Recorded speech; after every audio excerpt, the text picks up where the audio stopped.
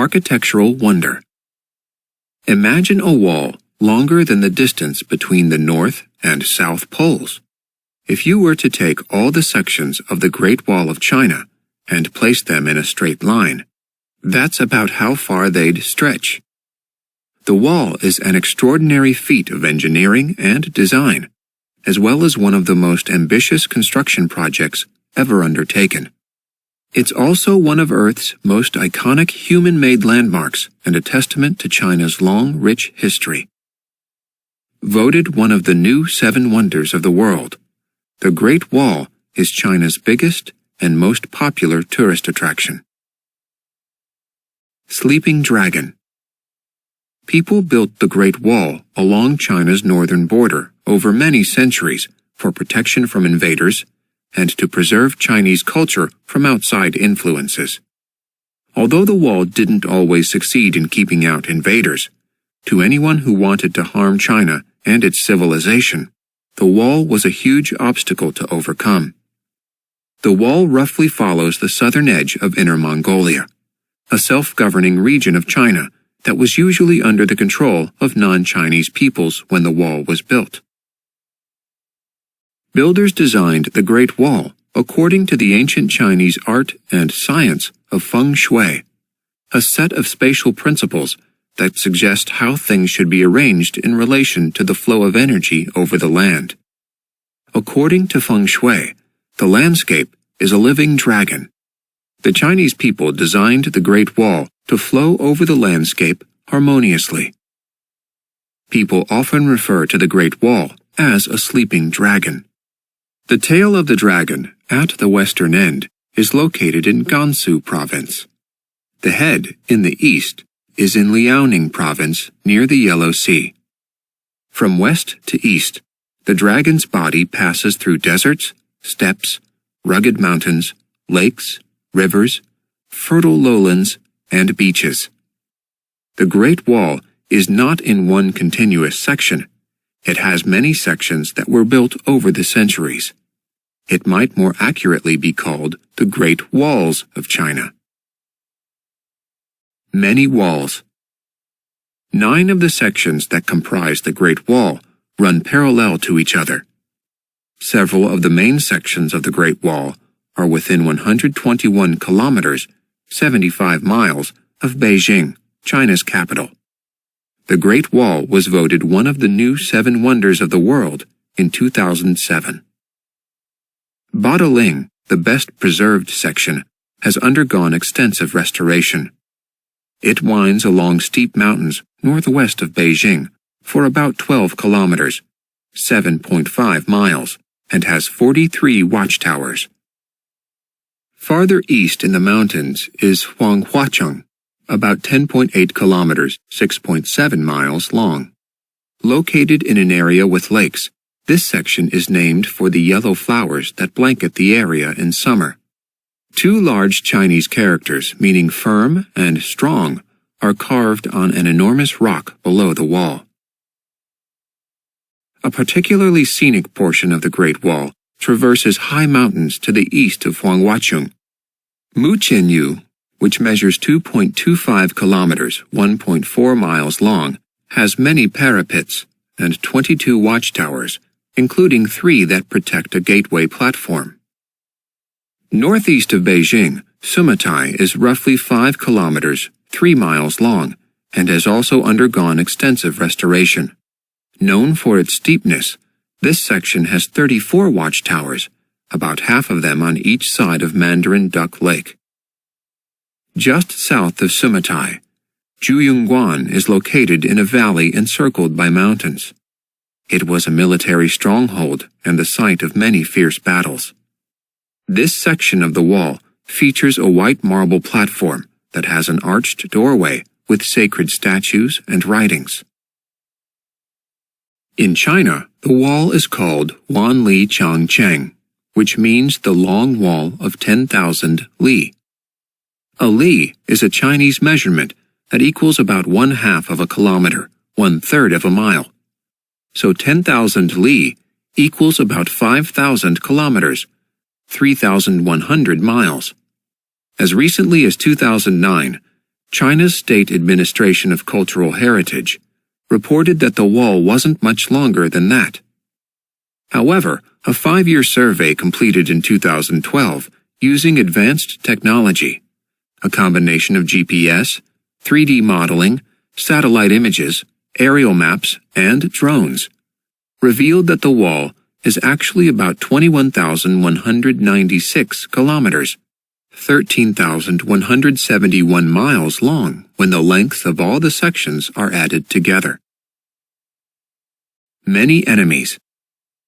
In ancient times, small tribes of nomadic hunter-gatherers lived in modern-day China. They moved with the seasons to obtain wild animals and plants they depended on for food, clothing, and other necessities.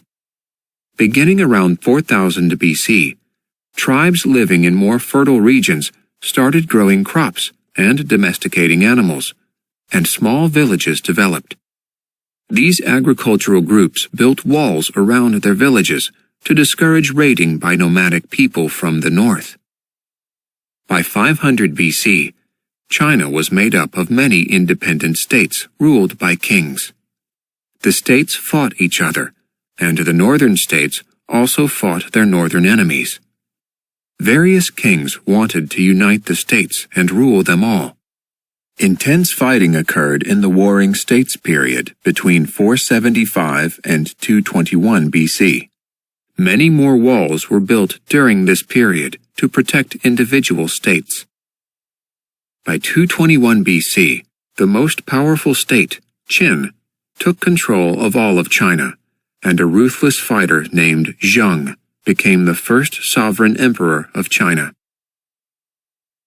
To keep China safe from enemies, Zheng ordered workers to build almost 4,828 kilometers, 3,000 miles of wall along China's borders. Zheng subjected workers to extremely harsh conditions. It's rumored that 400,000 people died during construction. After Zheng's death in 210 BC, the Great Wall fell into disrepair until Emperor Wu Di, 151 to 87 BC, the sixth Han Emperor, ordered work to begin on a new 483-kilometer, 300-mile section of the wall to the west. Under his command, a string of separate watchtowers were also added beyond the wall. Later, between AD 386 and 1279, various rulers had parts of the wall repaired and extended. Until the early 20th century, China's history comprised a series of dynasties, each one a succession of hereditary rulers from the same family. Although the wall's main purpose was to keep out invaders, the Mongols, led by Genghis Khan, succeeded in invading during the mid-1200s and established the Yuan dynasty. The Mongols did not maintain the wall while they were in control of China. After driving out the Mongols in 1368, Hong Wu, the new ruler, established the Ming dynasty. In an effort to keep the Mongols out, he had the wall rebuilt, which was a massive undertaking because it was in a state of extreme disrepair. For the next 275 years or so, rebuilding and expanding the Great Wall was a priority of Ming emperors. Most of the new construction was built a bit south of the original wall. Since the Ming dynasty, work on the wall has mainly consisted of repairs and renovation. Secret ingredient. Researchers recently identified a secret mortar ingredient, sticky rice. Through experimentation, they discovered that adding 3% sticky rice to lime is the ideal ratio, resulting in a mixture that is stronger than modern mortar. Reconstruction work on the wall now incorporates this time-tested recipe.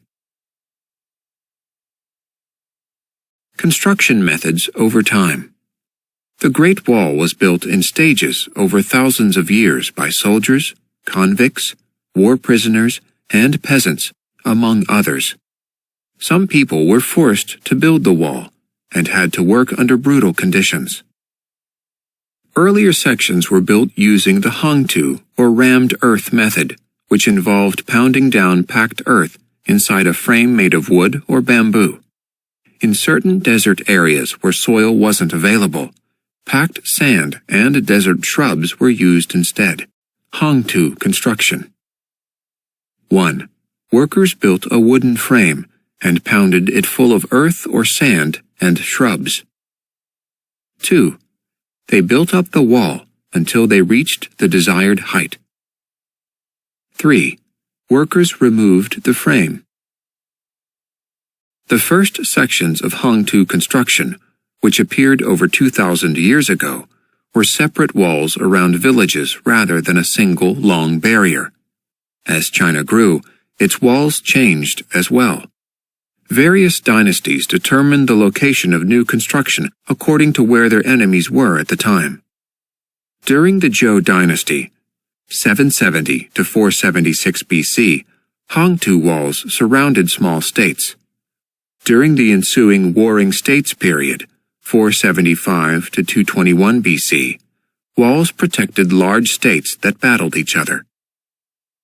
Large continuous sections of wall appeared during the Qin dynasty, 221 to 206 BC, with more than 5,000 kilometers, 3,100 miles of wall built during that time. This wall is often considered to be the original Great Wall. Towers built from wood and sun-baked brick had a ladder inside that led up to a platform at the top, surrounded by a crenellated parapet.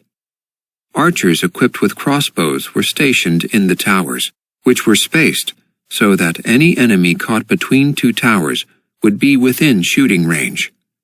The towers were connected with Hangtu walls that were wide enough at the top for 4 horses to travel side by side. On the north side of the wall were outposts that housed several hundred soldiers who would signal to other towers if they spotted the enemy. A 483-kilometer, 300-mile section was added during the Han Dynasty, 206 BC to AD 220, and extensive rebuilding took place during the Sui Dynasty, 581 to 618. Additional building happened during the Song Dynasty, 960 to 1279, and major repairs and rebuilding took place during the Ming Dynasty, 1368 to 1620. The Ming emperors had certain Hangtu sections of the Great Wall covered with brick or stone. Architects, stonecutters, and bricklayers participated in the construction, which involved forming large bricks with wooden molds and then baking them in kilns. Once they were placed in position, the spaces in between were filled with mortar. Stone, which was stronger than bricks, was the material of choice for parts of the wall that required extra fortification. The Great Wall of China. Length. Combined total length of all sections, about 21,196 kilometers, 13,170 miles, the longest series of structures ever built. Width. Widest section about 9 meters, 30 feet. Tallest part of wall is about 8 meters, 26 feet. Elevation. Lowest point is at sea level. Highest point is more than 500 meters, 1,600 feet in elevation. Many visitors. People come to China from all over the world to see the Great Wall. The features of the different sections offer a variety of experiences for the millions of people who visit each year. But most everyone agrees on one thing: get in shape before you go. The most commonly visited sections are conveniently located near Beijing, particularly Badaling, which was the first section to be restored and opened to the public in 1955. It has been described as the grandest section, and because of the many renovations, it is the safest section to walk. Badaling is also the site of the Great Wall Museum, which has 9 exhibition halls on topics related to history, construction, art, and culture. Other sections of the wall are less crowded than Badaling, and many are also considerably steeper. Visitors lucky enough to explore the Great Wall should expect to do a lot of walking, climbing, and picture-taking. They can also take a guided tour to learn about the wall's history and construction. Cable car rides are available at some sections, and outdoor enthusiasts can hike from one section to another and camp overnight. Other adventures include a toboggan ride at Muchenyu and paragliding at Samatai.